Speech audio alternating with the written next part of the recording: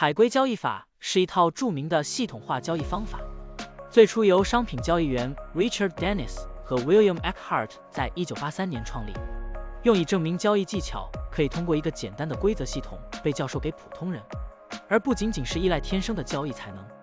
海龟交易系统并不限定于特定的商品或市场，它可以应用于股票、加密货币、期货和外汇等各种市场。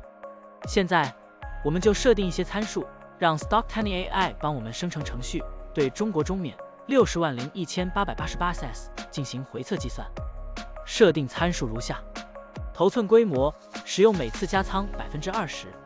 入市信号，当市场价格高于过去20日的最高价时，视为买入信号；反之，低于20天最低价时为卖出信号。加仓策略，每当价格移动到1/2的20日均幅指标 ATR 时加仓一次。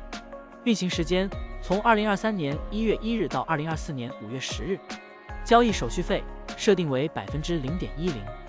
好了，按照上面的设定，视频下方就是持仓的情况，蓝色为股票仓位，黄色为现金仓位。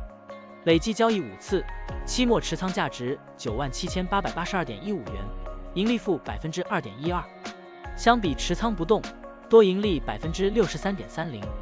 如果你希望使用更长期的信号，可以把参数修改为跟踪55天最高价突破时建仓，其他参数也按照55天周期来设置，这样就可以得到新的回测结果。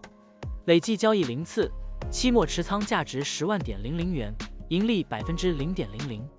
相比持仓不动，多盈利 65.42%。股票的波动特性不一样，盈利效果就不同，参数设定不同，盈利效果也会不同。怎样找到最优的组合呢？请评论区留言，让 Stocktiny AI 来帮助你。股票调优 AI， 利用 AI 技术赋能您的股票选择与操作。本站内容不构成对任何人的投资建议，您应当基于自己的独立判断做出决策。扫描二维码获取文字稿，欢迎点赞、评论、转发。